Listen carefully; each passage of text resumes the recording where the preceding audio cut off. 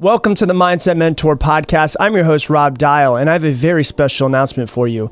For the next 12 weeks, I'm going to be putting out a special series of the Mindset Mentor called the Expert Series. This is where I'll be sitting down with some of the biggest experts in the entire world, from scientists to psychologists to CEOs to authors to neurobiologists. And my hope is to extract some of the world's leading experts and the knowledge that they have in their head so that you can learn and grow. So yes, for the next 12 weeks, the Mindset Mentor comes out every single day, Monday through Friday. And our very first guest is Gregg Braden, the New York Times bestselling author, researcher, educator, and lecturer. He's known as a pioneer for bringing modern science, ancient wisdom, and human potential all together. He's spoken in front of the United Nations, Fortune 500 companies, and the U.S. military. This is an incredible interview where we dive into manifestation, affirmations, and the importance of our thoughts and our words and the power of the human heart. Welcome, everybody, to the Mindset Mentor podcast. I'm your host, Rob Dial, and I am so excited to be joined by Gregg Braden. And as you heard in the intro, Gregg is a scientist, New York Times bestselling author, has some amazing stuff on Gaia as well. But before we dive into that, I would love to give people a little bit of a background about who you are, how you got into the field that you're in. And then from there, I've got some really interesting questions that they're going to open up my audience to things they've never thought of before. But welcome to the show, Gregg. Rob, I'm honored to be here. I just discovered we're about neighbors. I'm just north of you, and just outside of Santa Fe, New Mexico, is where I'm filming from in the studio today. Love it. Yeah. So could you give us a little bit of an idea of, how you became a scientist and then how your life has progressed over the past 30 to 40 years to get you? So you said you were going to give the background, but now you want me to give the background. I got it. I want you lived it, so you know it better than I do, I'm sure.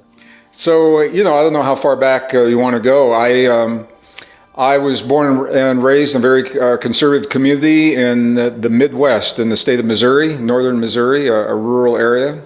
This big, beautiful country of ours. And I was a scientist before I ever went to college. I was a scientist from the age of about 4 and was just fascinated by the natural world and our relationship to it. Before I was in kindergarten, my mom was very supportive. She didn't understand me, but she was supportive of me. And she and I worked together. We memorized all of the names of the dinosaurs and the ages and the planets in the solar system and the pharaohs of Egypt. And, I always felt that science is it's a relatively neutral language. It doesn't carry a lot of the baggage that religion or spirituality or politics certainly carry in conveying ideas. And I knew at an early age, okay, I'm beating around the bush, I'll just tell you. Can I just tell you the story? Please, I would love it. So I was also born into a very dysfunctional alcoholic family. Me too. We're connected on that. I had an alcoholic father. High five. We're connected that way. Yeah, well, me as well. He fortunately left when I was young. But for me, my refuge in those difficult years came in nature, and hence science, understanding the nature around me, and also in music. And I had an experience, I'm going to kind of give away my age. This was in the late 1950s, 1960s. And I had an experience in the 1960s that really set the stage for where I am today and where we'll go today. I went to my first rock concert, Jefferson Airplane, the original Jefferson Airplane. And what I saw, Rob, I'd never seen anything like this. I saw this group of people on a stage influence the way that in that venue was about 30,000 people. So they influenced the way that those 30,000 people were feeling in their lives. That group of people had the ability to shift the emotion and the feeling inside of the people that were in that room. And I recognize that, but I also recognize that when the concert was over, when we left, we went outside, that feeling began to wane very quickly, and the people needed something outside of themselves to create that feeling again. In that time, they were vinyl records and cassette tapes. They needed to have something to respond to for them to have the experience. Well, in the same year, I also had the opportunity to see another It was an event in a stadium with about 70,000 seats, and a speaker named Billy Graham. And it was a religious oriented talk. And I have to say, honestly, I wasn't totally into everything that was being said. But what I saw was a stadium of 70,000 people. And they were being moved on a deep level by the words of one man on the pitcher's mound in this outdoor stadium. It was at the Kansas City Athletic Stadium, the A's Stadium in Kansas City, Missouri. But here's the difference. When we left, they did not need something outside of themselves to maintain that feeling, because his words had changed the way they felt about themselves and their relationship to the cosmos, to God, to one another, to the earth, to their communities. And it stayed with them because they were changed in the presence of his words. And I recognized both those at an early age, and I thought there's got to be a way to combine these two, to the music and the sound. I'm still searching for that.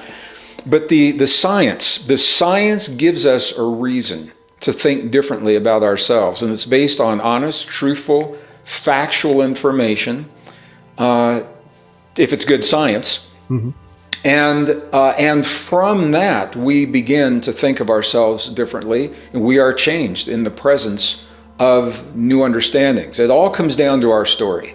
What we're talking about is our story. It doesn't have to be technical, but our story, our lives literally are based upon our story. We solve our problems, we choose our relationships, we heal our bodies, we choose our politics, we build our society, all based upon the way we've been taught to think about ourselves. And what's happening right now, and I think we all know this, is our story is changing.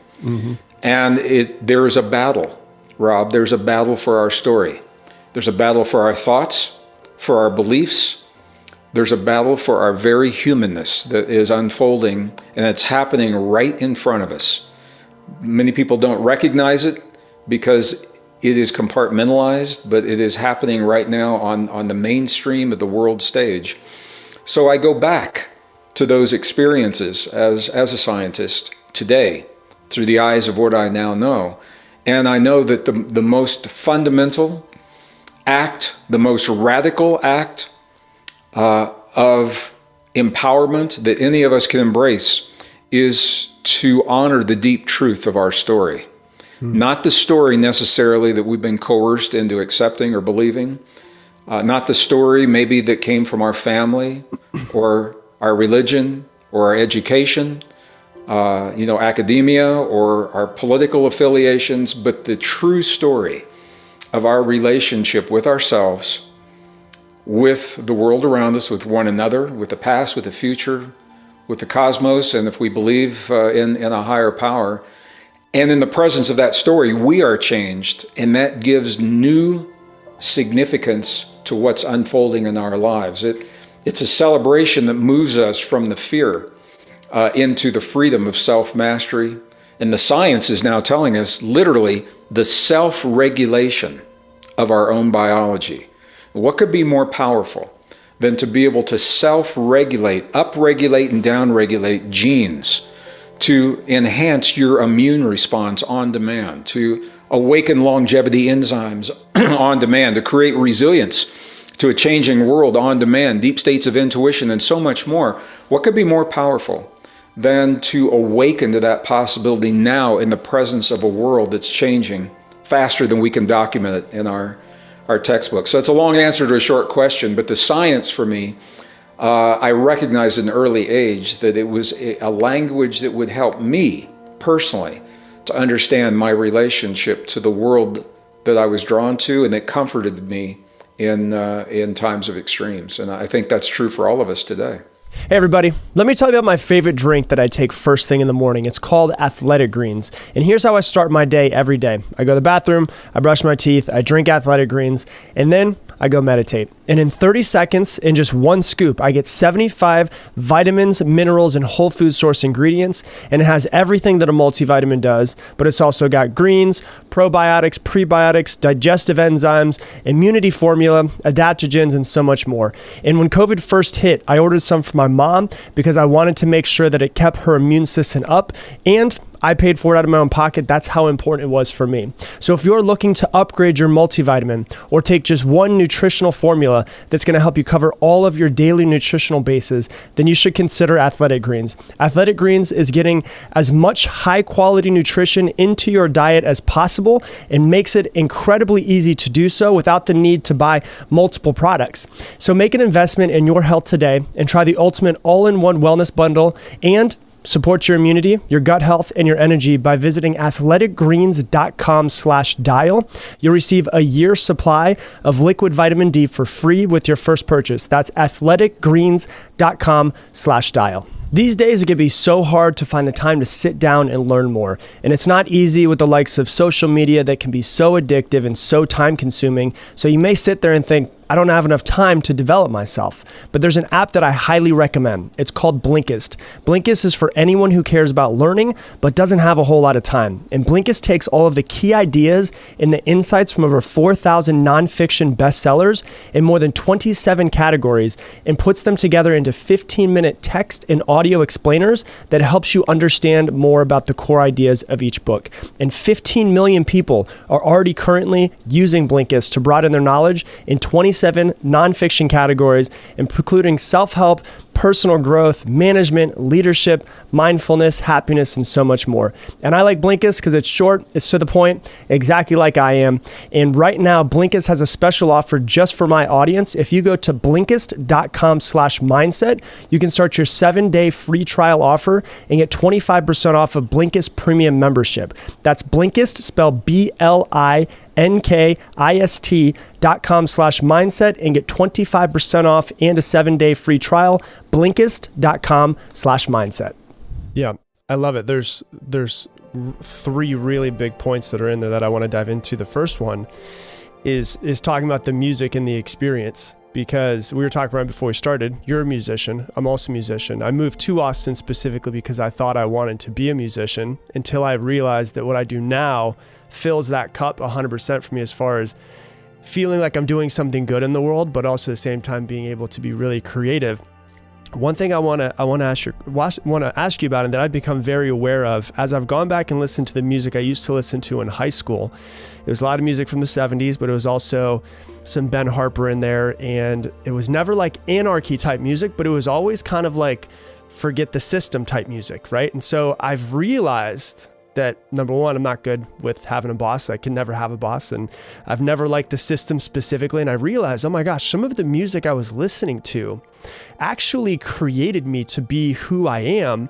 And I've realized through affirmations, through everything I've done in personal development over 16 years, that music is just affirmations, but a lot more. It can actually be even, I would say, more powerful, because you've got emotion that's attached to it.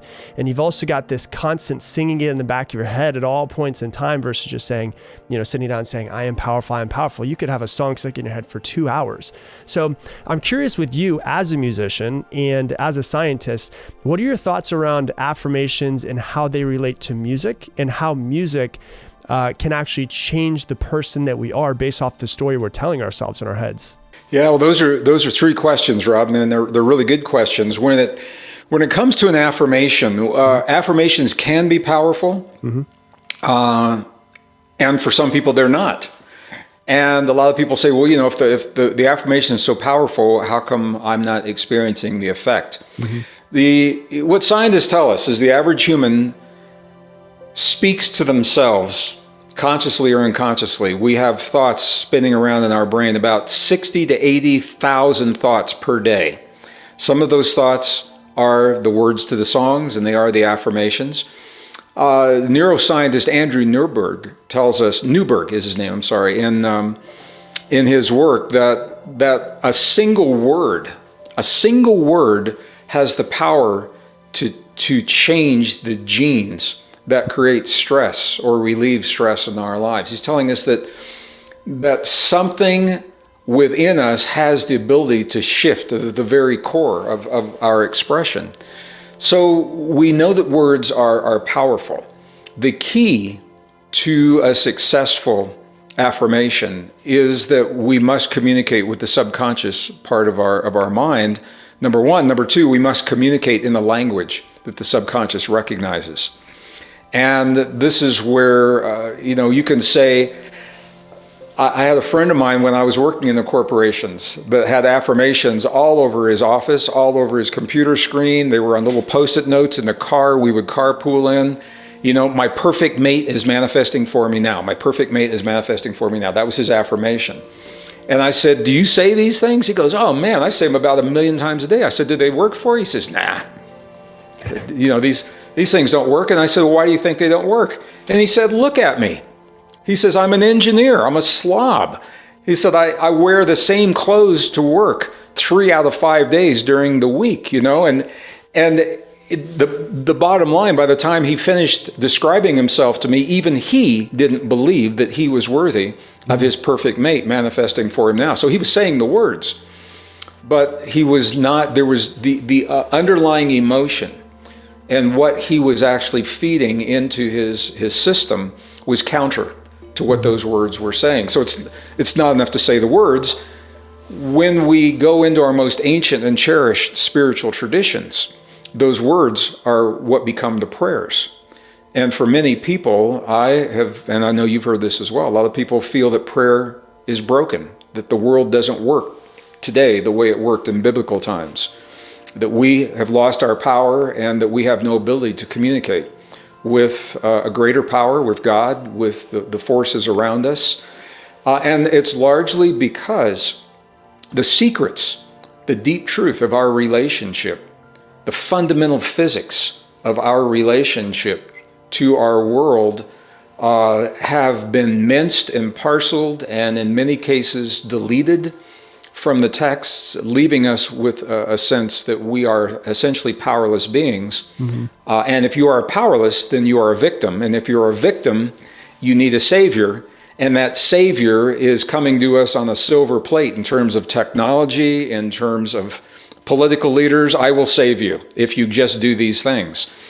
And this is why I say I think one of the most powerful acts and the most radical act we can do is to think for ourselves original thinking based upon the deep truth of our relationship to our bodies and the earth, not based upon the false assumptions of obsolete science that permeate our academic world right now. It's one of the reasons I left academia. It's one of the reasons many of my colleagues who are in this genre, who are very well-respected scientists, have left academia because they were not allowed to share with students and in their writings and their papers what they had found in their research that reflects a very different reality.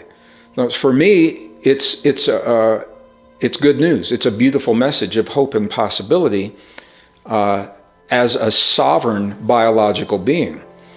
For a system that's based on centralized power and control, it's probably the worst news they could imagine, because it means we don't need the centralized power and control. I think ultimately we're all better off by embracing our own power because it frees us from the fear of a changing world. And we all know our world, my world is changing, your world is changing. Nor is it ever. Yep. Faster than we can document it in our classrooms and textbooks. But the change isn't necessarily bad until we compare it to what we've known in the past, and this is where the fear comes in. So the new discoveries helping us to understand we are part of rather than separate from our world. And this is where the affirmations come in. So I was at the CERN superconducting supercollider in Geneva, Switzerland, where the physics experiments that are revealing what happened moments after our universe began. They recreate the beginning of our universe, and then they're able to document what happened then to create the laws of physics that we are experiencing, that we're living under right now. And what they announced in 2012 is that there is in fact a field, an intelligent field of energy. It's a subtle energy that underlies all of creation. Before then, it was a metaphor, or a lot of people felt like it was a new age concept. We are all one. Everything is connected. Or an indigenous, a lot of indigenous elders talk about this. Here's where they got stuck. And I've gone to scientific conferences where they'll take their hands and they'll say, oh yeah, That's no longer controversial. There's a field out there that connects all things, and their hands go like this. There's a field out there that connects all things, because subconsciously they're still saying we're separate from that field. Right. But here's what the science is showing us, and this was a game changer for me, just a mind blower, that every atom in every molecule and every cell of our bodies in this very instant, so it's not like it's about to happen, it's happening right now. Every atom is constantly emerging and collapsing into that field. And what that says to us is that we are the field. It's not the fields out there. We literally are wrinkles. We are disturbances in this field, this body that is held in place by a conscious awareness as long as I'm breathing on this earth.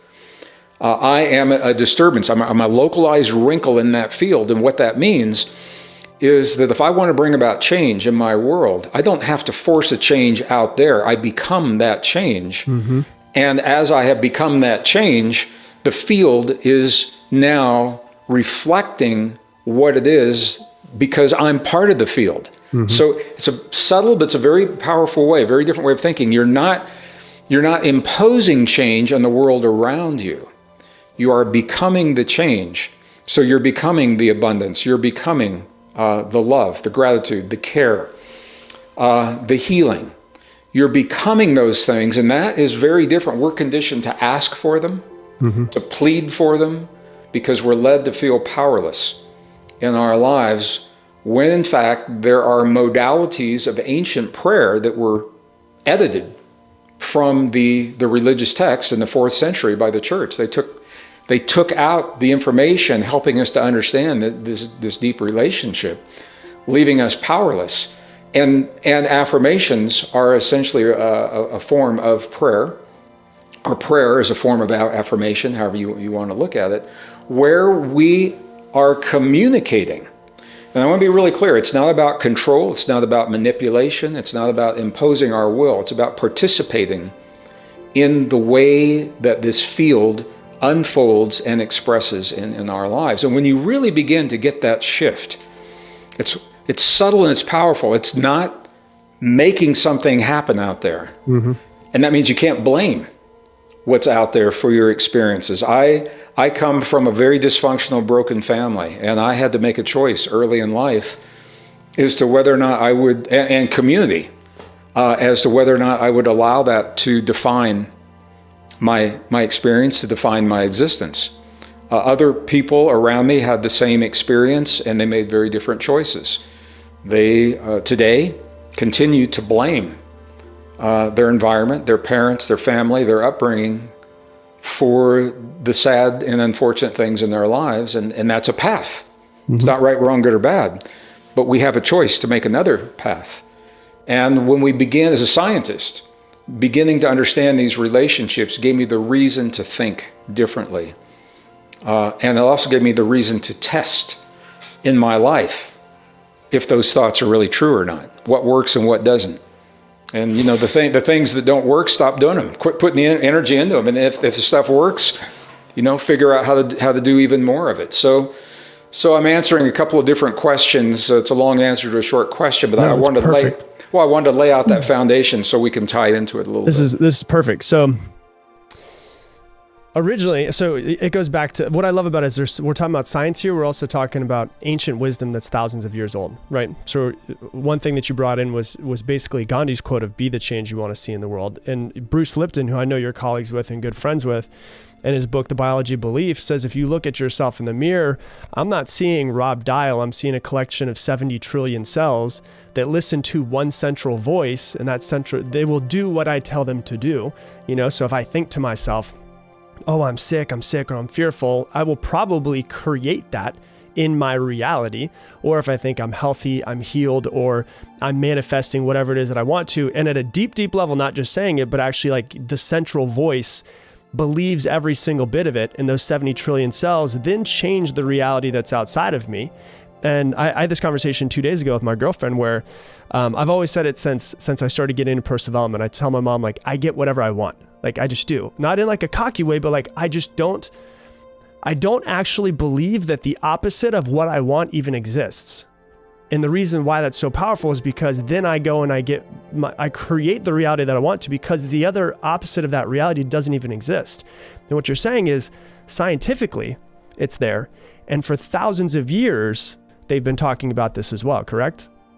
Well, yes, in general. So the way, what the science strongly suggests now is that in this field that underlies all existence, the field that I'm emerging and collapsing from right now, everything that I could ever imagine exists, from the lightest of the light to the darkest of the dark, to the greatest ecstasy, to the deepest hurt. It exists as a potential. And in physics, that potential is thought of as a scalar form of energy. It means it exists as a potential, but it's not a realized form of energy. It's our relationship to this field and all of those moving potentials that gives us the ability to collapse the potentials into the scalar potentials into a vector reality. Okay, so that's the words that describe the physics. We don't have to know that. What it says to us, it is our love or our fear of one of those potentials is what breathes life into it so that it can become present in our lives. So this is very interesting because a lot of people are afraid. They're afraid to think of bad things because they don't want to make it real. And thinking of it, we are such awesomely created beings. We are a highly advanced, technologically sophisticated, soft technology. We, rather than chips and wires and chemicals, we are neurons, ion potentials across cell walls, blood and crystalline bone. And every cell, I'll just run through this real quick. Every cell, the average human body has between 50 and what you said, 70 trillion cells in the body. Each of those cells, we are taught to think of as like these little soft, gushy, kind of mushy bags of water that have some stuff in them. And that's one way of thinking. But what the science tells us, every one of our cells has about 0.07 volts of electrical potential. And you say, well, that's not very much. And I say, you're right, until you do the math. 50 trillion times 0.07 volts, I'll just do the math. It's about 3.5 trillion volts of electrical potential. And people will listen to this, they'll write that down, 3.5 trillion. What does that mean? If you all know what a 12-volt car battery looks like, or they now use them for our solar panels to store energy from the solar, a 12-volt battery, it is the equivalent, it would take a little over 3 billion 12-volt batteries lined up on a highway somewhere to equal the electrical potential in one human. And it doesn't stop there, because every one of those cells also has the characteristics of a transistor and of a resistor and of a capacitor. And what that means is that we massage the energy and the information that comes through our cells. Every cell stores and retrieves information, just like we do on our computer chip. Every cell in our body is emitting photons of light and receiving photons of light. That is information that we interpret in our system. Every cell in our body, the outside of the cells have receptors that literally are antennae that receive chemical signals, and we're hearing about that because of COVID. But they also receive subtle energy cells and subtle energy information and electrical and magnetic information. And it goes all the way down to the nucleus. The strands of the DNA are antenna. The genes are smaller portions of that antenna. You begin to see that all of the technology that we build in the world around us actually mimics what we already do in the cells of our body, except we do it better than the technology can ever do. And here's the key, is that we self-regulate all of this inner technology through thoughts, feelings, emotions, beliefs, breath, focus, the core of our most ancient and cherished spiritual traditions, and now the techniques that are being honed in the laboratories of the research institutions of the world. And this is what our programs are all about, helping people to change their story. This all changes our story and the way we've been taught to think. So when we begin to self-regulate this potential, it's everything I said, we have the ability, literally on demand, consciously on demand, we can create a stronger immune system. Very well documented in the scientific literature. It doesn't take long to do it. It takes minutes, literally in minutes, you can start enhancing your SIGA immune response, first-line response in the mouth. We awaken the longevity enzymes that stop the damage in the DNA, that heal the damage that's already occurred, and then begin to regenerate, rejuvenate, and rebuild those the strands of DNA and the telomeres on the ends of the DNA. We have access to deep states of intuition, and in that intuition is where our affirmations come in. You don't have to go into a hypnotic trance from another person. We have the ability to access that subconscious on demand, and so much more. And all of this changes the way we've been led to think about ourselves. And the science, you can't make this stuff up. Beautiful symmetry. The science is only now emerging precisely at the time when the systems that we have come to trust and respect in the past are buckling and collapsing around us. Social systems, economic systems, the way that we choose to live our lives on a daily basis. What we're finding is that localized living is the key. So localized forms of sources of food and energy and finance and resources, localized business. This is the way that we live successfully in a time of extremes. And as we begin to assume and embrace our mastery of our soft inner technology, we are much more comfortable, much less fearful of letting go of the old centralized ways of living. It just makes sense to live locally.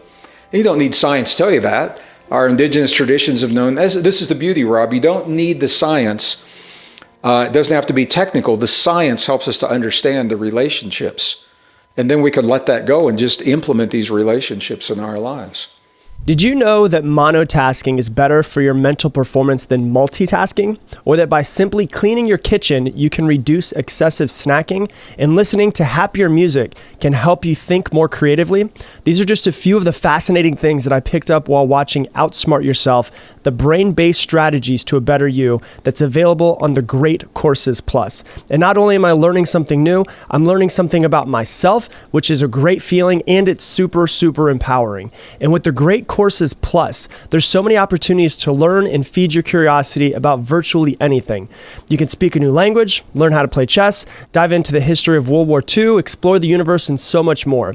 And you get unlimited streaming access to hundreds of video and audio lectures from some of the most amazing people in the world, some of the best professors, some of the top experts in their fields. And the Great Courses Plus app, you can watch or listen on any device. And I want you to try out the Great Courses Plus for yourself. And I know you're going to love it. And right now, if you sign up for their quarterly plan, you get an extra month for free. Just visit my special URL by going to thegreatcoursesplus.com/dial. Don't miss out on this. All you have to do is go to thegreatcoursesplus.com/dial right now. This episode is brought to you by Public Goods, the one-stop shop for sustainable, high-quality, everyday essentials made from clean ingredients and at affordable price. Everything from coffee to toilet paper to shampoo to pet food. Public Goods is your new everything store, thoughtfully designed for the conscious consumer. Rather than buying from a bunch of single product brands, Public Goods members can buy all of their premium essentials in one place with one beautiful, streamlined aesthetic. And the great thing about it is that you can find clean, healthy, eco products and innovative products on their website. And their coffee is incredible. I definitely recommend that. And they ethically source and obsessively develop all of their products to be free from unhealthy ingredients and harmful additives that are still super common in drugstore and grocery store shelves. And they're committed to making their products healthy and safe for humans, animals, and the environment. and I worked out an awesome deal just for my listeners. You'll receive $15 off your first public goods order with no minimum purchase. That's right, they're so confident that you will absolutely love their products and come back again and again. They're willing to give you $15 to spend on your first purchase. Plus, right now, with your choice, you'll get either a free pack of bamboo straws or reusable food storage wraps with your order. You have literally nothing to lose. Just go to publicgoods.com/dial or use the code DIAL at checkout. That's publicgoods, publicgoods.com/dial to receive $15 off your very first order. So there's a lot of knowledge there. And now we're starting to get people to understand, hopefully, how powerful they actually are, how the science says it, but then also at the same time, how the ancient texts say it. So how do you take something like all of that knowledge that you just gave us and put it into an actual practice for people to, let's say, heal themselves, as you brought up, or to actually start to change the reality to manifest whatever it is that they want in their future? It begins with the language. And the first part of the language, Rob, and in all honor and respect, is to remove it from a practice. Because when we talk about a practice, and I understand the intention of the question and why it was asked, a practice leads us to believe it's something that we do at some time in our day, in some special way. We set a time aside for some kind of a practice. And what the science is telling us and what our ancestors have told us, it's not something we do, it's something we become. And that is a delicate conversation because it ties into culture and lifestyle and family and habits and where our information comes from and what we've been led to believe. And it's not for everyone. You know, the beauty is we all learn differently, and we all learn at different rates. Not everyone arrives at the same understanding in the same moment in time. Fortunately, it's a good thing, because if we all thought the same and we all embraced the same belief on the same day in the same moment in time, and that was a wrong belief, we'd be in trouble. So the beauty of the diversity of our species is that we have different time horizons. We have different learning curves. And I think what we're learning is now to be kind to one another as we experience our individual learning curves and how we accept new ideas and new ways of living. And that's up for everybody right now. A lot of change going on. We've all been through hell these last, at least the last year, for some people, even extending before that. This is where we get to test what we believe. How kind can we be as we express our concerns, as we express our differences, and points of view, number one. But number two, it's about what we become. How do we live our lives? And ultimately, this is, I think, what the whole COVID experience is boiling down to. It's all about love.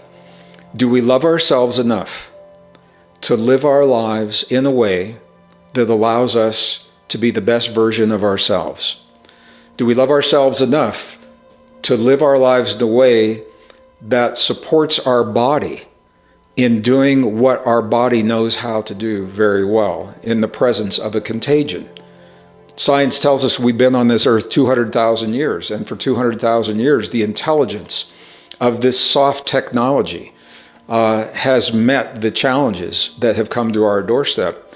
You're not hearing that in the media. All you're hearing is there's something scary out there, and we need technology to be able to survive and live, and that's the only story. Mm-hmm. Worked in the high-tech world, but I think the missing piece is that we are empowered, and we do have a personal responsibility to make the choices in our lives so that our bodies are at their best. And that's a difficult conversation because a lot of people don't want to and would prefer not to have that conversation, would prefer just to say, I want to live like I've always lived. Just give me whatever I have to have so that I can live like I've always lived. Yeah.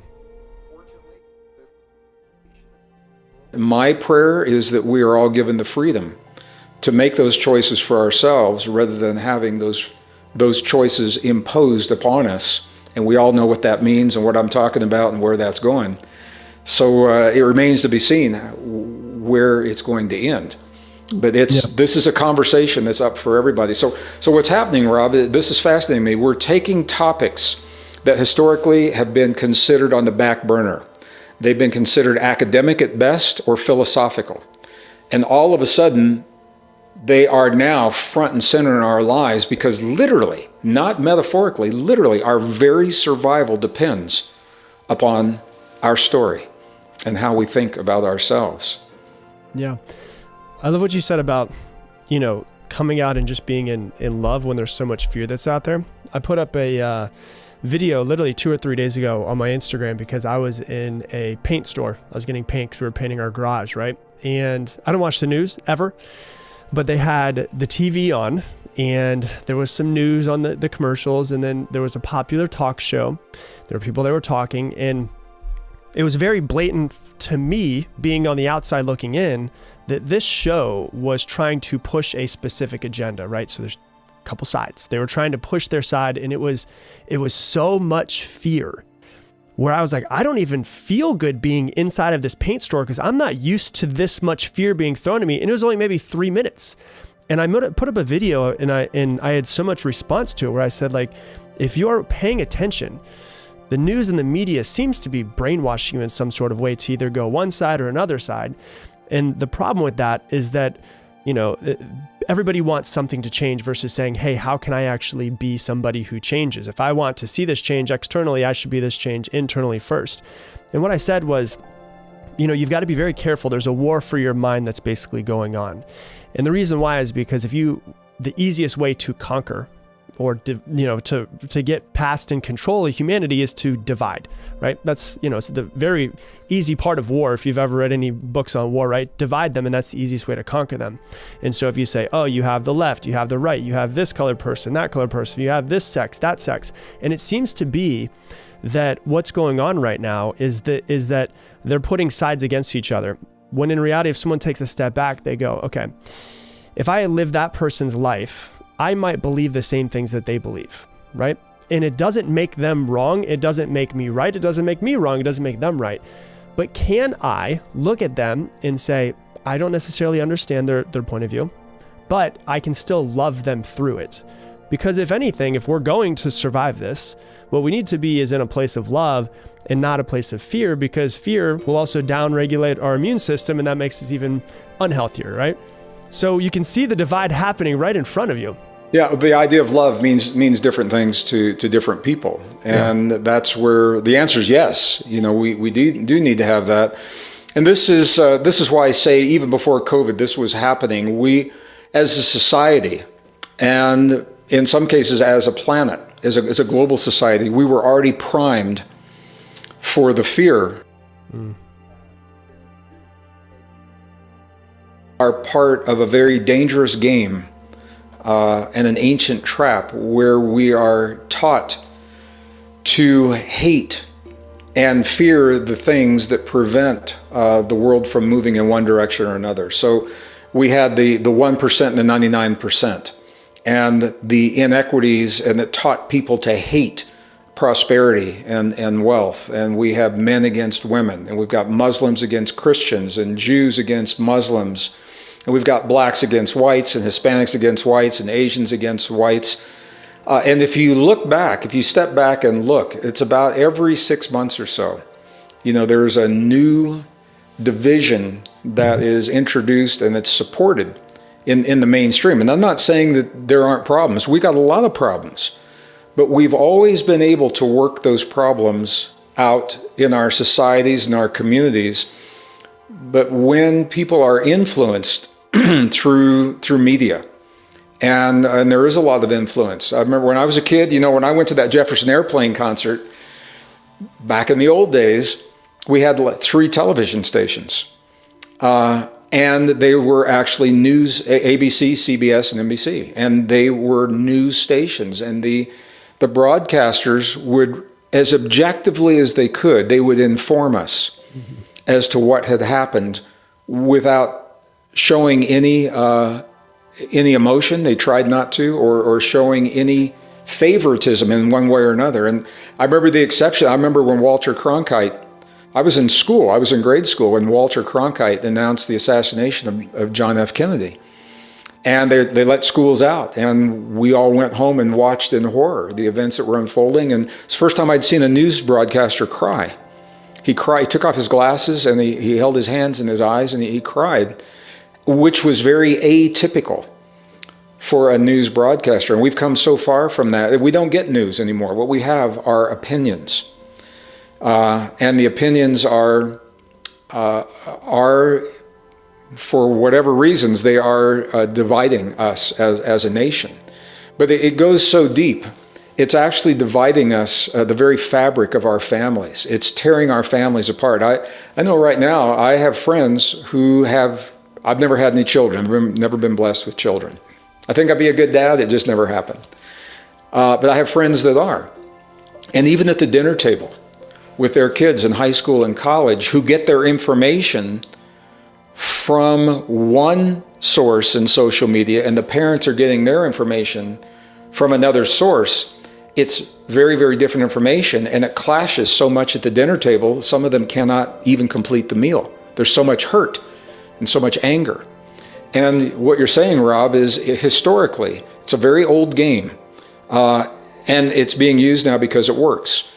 When you can keep people, a population divided, there is no, it's hard to have common shared values and common shared opinions. And this is what's happening to America right now. The very fabric of America is the family unit, the values, the history, the culture is all under attack. And as we give in to that division, what happens is our society becomes ripe for a new way of thinking and a new way of living to sweep in, and it happens before you know it. So is it right, wrong, good, or bad? I'm not going to say that here. I'm saying it's important that we be aware and not fall into the dangerous game that's dividing us from our friends, our families, our communities, our society, dividing us between nations. Because at the end of the day, we're just people. And at the end of the day, we all want this. We've heard this. We all want the same things for ourselves and for our children. And we have a pretty good idea of what that is. So it's an awareness. And I think the most fundamental, the most radical act that any of us could do is to do what you've done. Turn off the external noise, that distortion, and think for ourselves. And you look around and ask yourself, are these things really happening? And if they are, make changes where changes need to be made, but do it from a place of kindness rather than from a place of hate. There's so much hurt in our world right now, and we all are hurting, and we're all mourning loss.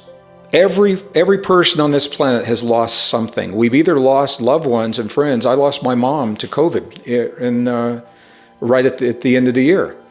So we've all lost. And if people haven't lost loved ones or friends, we have lost a way of life. So there's something, we are all in mourning, whether we recognize it or not. And if we don't have the tools to address that mourning, what happens is our deep hurt is expressed as hate. And you're seeing that hate in the world today. And so this comes back to the beginning of this conversation. What science is telling us, well, first of all, I'm just going to stop. I want to talk a little bit more about the science of the heart. But I want to take a breather and ask what I just said. Does that make sense? 100%. Yeah, and I love talking about the science of the heart. My girlfriend's actually getting her heart math certification right now. She's in the middle of it. And I know you're really big with heart math. And it's I would love to talk to you about that, because that's one thing that I've been working on a lot for me recently over the past probably 7-8 years, is try to stop thinking as much and try to start feeling into something and saying, how does my body feel about what's going on versus what do I think? Because thinking, usually I immediately go to fear. But if I go back to my heart and I'm like, if I take a breath, how do I feel about what should happen? And so I'd love to dive into that with you, especially with what's going on right now. This is where the science is on our side. The science supports everything I'm about to say here. Because in 1991, peer-reviewed scientific journals revealed a discovery that just rocked the world, the medical world, and especially the cardiac world, because they revealed the discovery of specialized cells in the human heart, roughly 40,000 or so. Of these specialized cells are called sensory neurites. They're essentially brain cells, but they're not in the cranial brain. They're in the heart, and they are arranged in a way in the heart that creates a neural network independent of the neural network in the brain. Now, what that means is that the heart has the ability to think independently of the brain, to feel, to remember, to respond independently of the brain. So every time we have an experience, whether it's my Jefferson Airplane concert back in the 60s, or it's COVID-19 and the loss of my mom, I'm experiencing in two different places. I'm having my cranial brain experience, but I'm having my heart experience. If they're good experiences, no problem. But when we have trauma and we experience deep hurt and we're trying to heal that hurt, if we address it only through the mind and the memory and the way that we think, that can help. But often people feel like it's incomplete, something is missing. And if they feel that way, the reason may be because they've only addressed a portion of the hurt and a portion of the memory. What about these neurons in the heart? So this is where the practices come in, because we all know that the brain is a polarity organ. We've got left and right brain, and the brain works that way. So when you try to solve your problem or heal your hurt, someone betrayed you in a most intimate relationship. I mean, this is the deep hurt and the common one we all have. Someone close to us lies to us, and that's a deep betrayal in our most intimate relationships. If you try to heal that through your mind, what your left and right brain, the polarities are always going to see a right and a wrong, good and a bad, success, failure, worthy, not worthy, because that's what the brain does. That's what the logic and the ego does. It does it really well. But sometimes we want that. But if you're going to successfully heal the deep hurts of life, when you begin to move into the heart is not a polarity organ. So the heart, you'll have a left heart and right heart. And your heart doesn't see, it doesn't judge. And this is, I'm going to make an important distinction here. The heart does not judge right, wrong, good, bad, success, failure. The heart may discern. And what that means is your heart can recognize what's true for you in your relationships with the world and other people, but your heart will never judge those things. That's the mind that does the judgment. This is why healing, rapid, complete healing, is so much more available if we approach it from the heart and the neural network and the intelligence of the heart, rather than trying to think our way through it. Our ancestors knew this, and from shamans, I've studied with the shamans in the Yucatan and the Maya and the high in the Andes of southern Peru, and the monks and the nuns and the abbots and the monasteries in Tibet and India and Nepal, and the sadhus and the yogis, and the gurus, and all through our backyard here, the American Desert Southwest, and they're all very different. And the universal thread that ties those traditions together is the role of the heart in completing their story, their understanding of their relationship with their bodies and with the world around them. Because when you bring your heart into the picture, there is a completion. You become less vulnerable. You become less fearful. You feel more empowered because you have this relationship with your own biology and your own psychology. And what that does, it doesn't change what happens in the world around us, but it changes how we feel about what happens, and it empowers us. And this is the beauty of what I was going to say. When you view the 1% and the 99%, or black against white, or Christian against Muslim, or whatever it is, if you view it from the heart, you're not going to have those polarities. So you're more objective.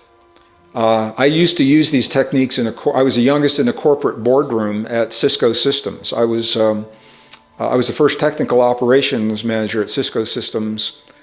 At that time, they were in Palo Alto, California. Now they're in San Jose. And I would bring in an idea, and my idea would be criticized. And if I perceive that criticism through my ego, I would have a tendency to react and possibly say and do things I was sorry for. And that happens. How many of us have gotten an email that triggered us? You fire off another email, you hit send, and the minute you hit that send, you say, damn, I wish I hadn't have done that. Right. But through the heart doesn't change what happens. It makes us more objective because we're not seeing the good and the bad, the right and the wrong, success, failure, worthy, not worthy, all those kinds of things. And that's a powerful place to be because it allows us to express honestly and objectively what we're feeling rather than coming from the victim in those other, compartmentalized experiences. Mm-hmm. This is science, and it's based upon deep spiritual principles, ancient traditions that now is being borne out in the laboratory as new scanners are allowing us to, the arrogance of the scientific community that I am a part of has believed that we know everything there is to know about the human body. They say we've come so far, we pretty much got it dialed in, or we got it nailed. They found these neurons only in 1991. They published it in 94. It took them from 91 to 94 to really confirm it was there. But even now, when I was in school, and if you've got kids in school right now, whoever's listening, your kids are being taught that neurons, whatever neurons you have in your brain, you have when you come into this world, that it's a fixed number, and every time you drink a glass of wine or drink a beer, you're going to lose some. That's the leverage of parents, for all time. Yeah.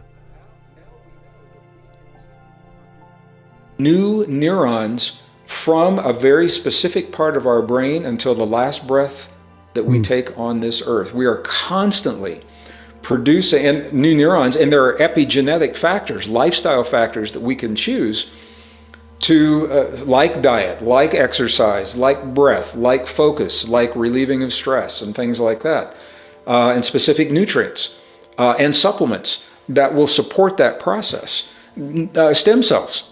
A new class, we were told when I was in school that by the time you reach my age, your stem cells are so sparse that they're probably not going to help you very much. And now we know there is an entire new class of stem cells. Some people are calling them Genesis stem cells that are with us until our last breath with a full complement.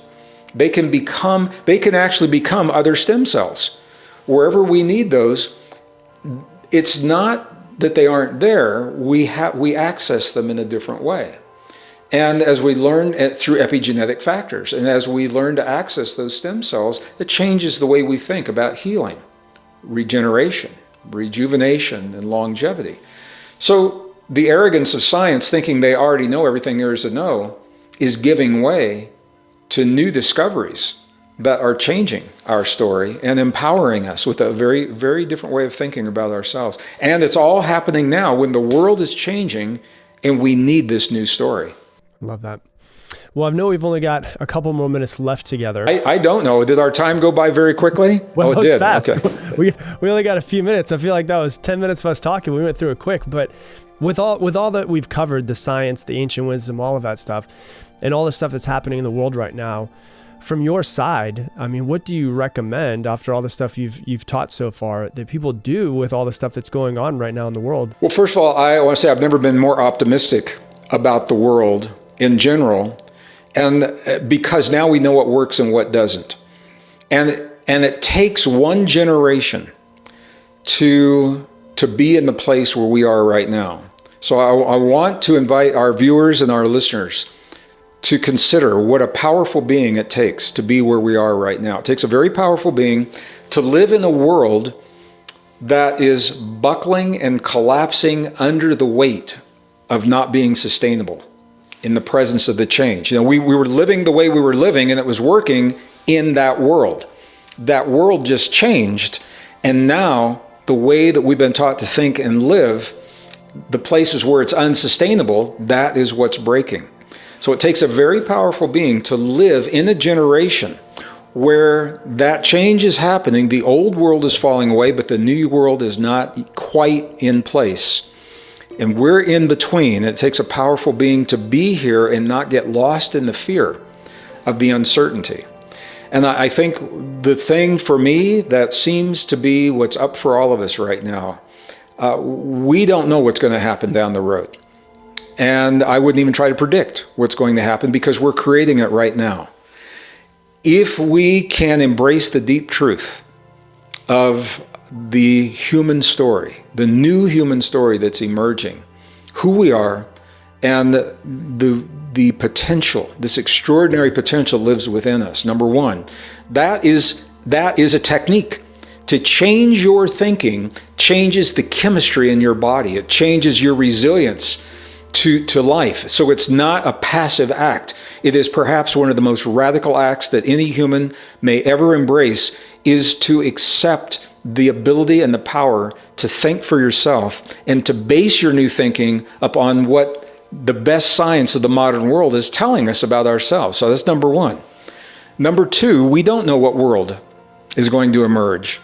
But I know this, we must come together as a society, as a global family, and identify the values that we cherish as a family, as a community, as a society, as nations, as a planet.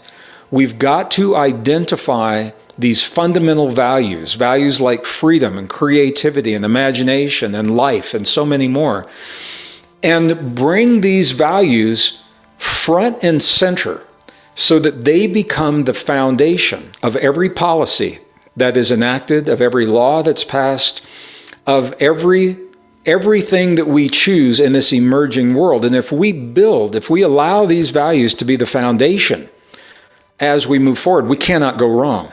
It's when we compromise those values in exchange for an economy or for business or for the dollar or whatever you want to call it. So we compromise those values. This is where we find the problems. So these are the two things, Rob, I think, is to embrace the deep truth of our own existence, number one, and to become conscious and identify the values that we cherish so that they can be preserved as the technology is being brought into our lives on deeper and deeper levels, and as more and more ideas emerge about how we control our global society. And I'm not saying it's right, wrong, good, or bad.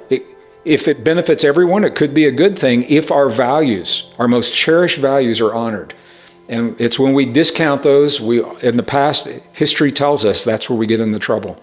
I love that. The bottom line, the better we know ourselves, the better equipped we are for whatever life brings to our doorstep. And I think that's what this conversation is all about. I love that. I feel like we could go for another hour with all this stuff. But Gregg, where could everybody find you out on the internet? I am on the internet because I'm not in physical events very much right now. So our website, greggbraden.com. It's Gregg with two G's, GreggBraden.com. And that will tell you about our physical events that we have planned and a lot of resources out there as well.